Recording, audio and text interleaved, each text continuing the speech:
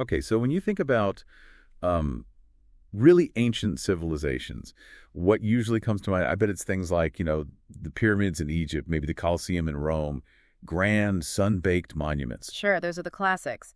But what if I told you there's an equally fascinating story, maybe even more surprising, hidden way up north? We're talking about right after the last ice age ended, in the colder lands. Interesting. So not the usual suspect. Not at all. Today we're going deep, I mean really deep, like over 10,000 years back. We're heading to the areas around Finland and Karelia. Finland and Karelia. Yeah. And our goal here is to look at some of the very earliest archaeological finds, the ancient cultures there. And what we're hoping to do is really challenge this idea that these northern communities were just isolated. Right. The image of them being cut off. Exactly. We want to show just how sophisticated they were, how innovative, and actually how connected they were to a much, much wider world than you might think. So our mission then is to dig into the actual evidence. We're talking tools, dwellings. Concrete stuff, yeah. Like the Antrea fishing net, which is incredible. We'll look at Stone Age longhouses, Karelian greenstone tools of a major export, believe it or not. An export. Oh, yeah. And then there's the Bjarmia kingdom, quite formidable, and even these really surprising connections stretching way, way south, maybe even to Byzantium. Byzantium. Wow. Okay. So we're really broadening the map here. We are, and this isn't just, ancient history for its own sake. It's about understanding something fundamental. Like what? Well, human adaptability, for one. How communities form, how trade and exchange happen. These things are much older, much more widespread than we often assume. And maybe how those ancient patterns still resonate today. That's exactly it. How ideas of progress and connection have these incredibly deep roots. It's fascinating stuff. It really sounds like it. Okay, let's dive in. You mentioned the Antrea fishing net. That sounds like a good place to start. What's the story there? Right, the Antrea net. It's one of the oldest, most tangible pieces of proof we have for life in the north right after the glaciers retreated. And where was it found? It turned up back in 1913 in the parish of Antrea, which is on the Karelian Isthmus. That's that sort of land bridge between Finland and Russia. It was preserved at the bottom of what used to be a lake, Lake Suvanto. Okay, preserved in a lake? And how old are we talking? This is where it gets really mind-blowing. Carbon dating puts it at around 8,300 BCE. Wait, 8,300 BCE? Yeah. That's over 10,000 years old? Over 10,000 years, yeah. And it's not just its age, it is the oldest preserved fishing tool found anywhere in Europe. Anywhere. Anywhere in Europe, and actually one of the oldest worldwide. And look, this wasn't just some crude thing thrown together. Right. No, it was made from birch bark fibers, woven or knotted with incredible skill. It even had stone weights attached, perfectly placed to keep the net submerged at the right depth. Wow. So birch bark fiber, skillful knotting, stone weights. That sounds quite advanced for just after the Ice Age. It is. That level of planning, the technique involved, Yeah. it tells you these weren't people just, desperately scraping by. Right. They weren't just gathering whatever they stumbled upon. Not at all. The Antrea net is solid proof that systematic fishing, planned fishing, was already an established livelihood back then. So they were designing, building complex tools. Exactly. Using resources cleverly, thinking ahead. It shows a really sophisticated understanding of their environment and how to manage it. A big leap right away. And it connects directly to today, doesn't it? That act of fishing. It really does. It's a tangible link. I mean, think about it. Someone casting a net into a Finnish lake today. They're doing something people did there 10,000 years ago. Precisely. It's this unbroken chain, this cultural continuity, right back to the first people who settled that land after the ice left. It's quite profound, really. Okay, so that's how they were getting food, with remarkable ingenuity. What about where they lived? What kind of homes or communities did they build? Well, another really striking find from the early Stone Age, maybe around 4,000 to 2,000 BCE, are these structures called longhouses. Longhouses. Okay, the name suggests. Exactly what they are. Long, sort of elongated buildings found in Finland and Karelia. We're talking multi-family dwellings, sometimes tens of meters long, big structures. Tens of meters, so housing quite a few people. Definitely. Not just one family, but likely a whole community, or maybe a clan. That immediately makes me think of similar structures in other parts of the world. Like, aren't there indigenous longhouses in North America? You're absolutely right. The resemblance to, for example, the Iroquois longhouses is really quite striking. So why is that? Different continents, different cultures. It's a great question, isn't it? It suggests that maybe facing similar challenges like, harsh climates or the need for cooperation, leads people to remarkably similar solutions. Universal needs driving practical design. So these weren't just huts for individual families. They were built around the idea of community. Exactly. Communal living was probably essential for survival up there. Think about sharing warmth, food, labor. Makes sense in a tough environment. Totally.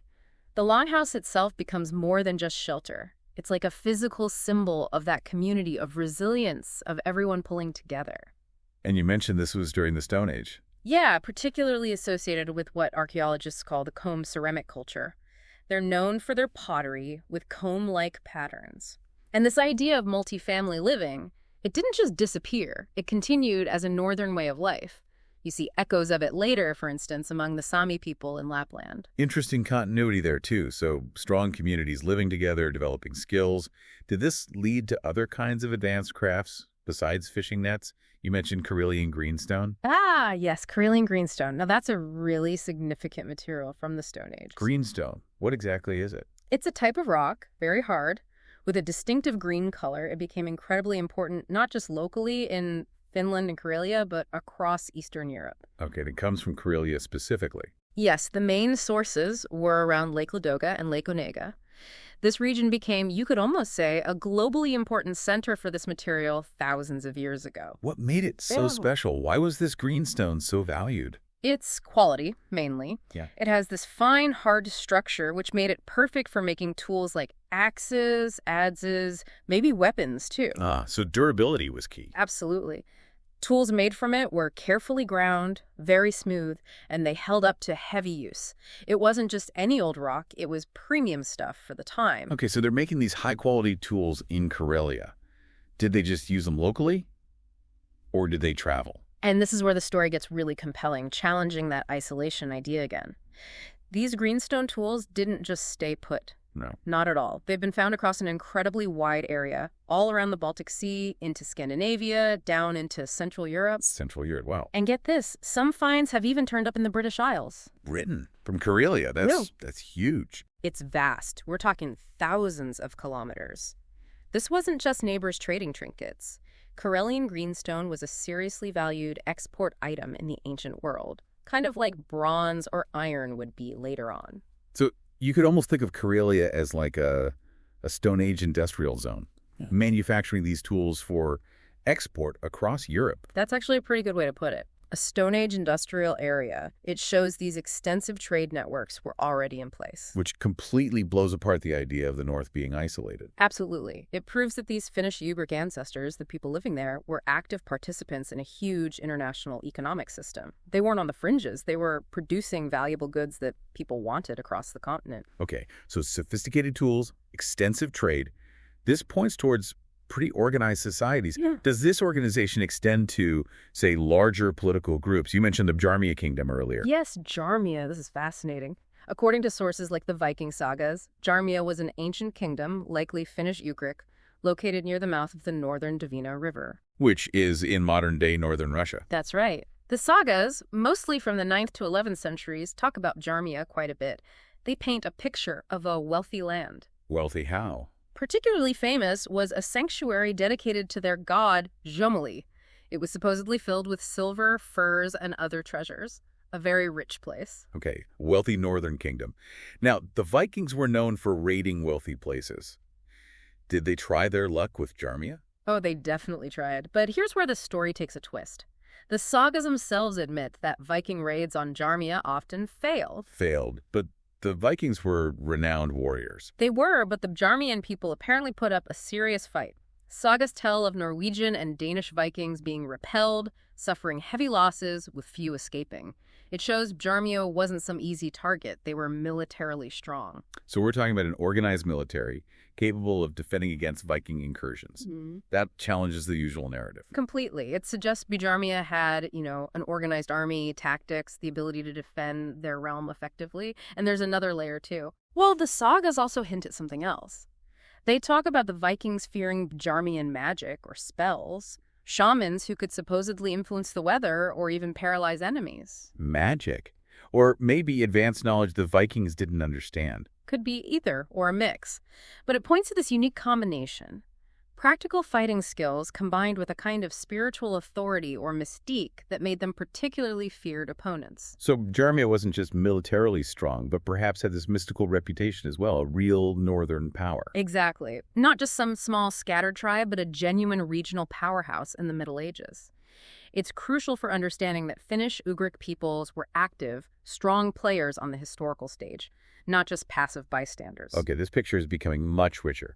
We have the Antrea net showing early ingenuity, longhouses for community, greenstone proving vast trade, and Bjarmia as a northern power.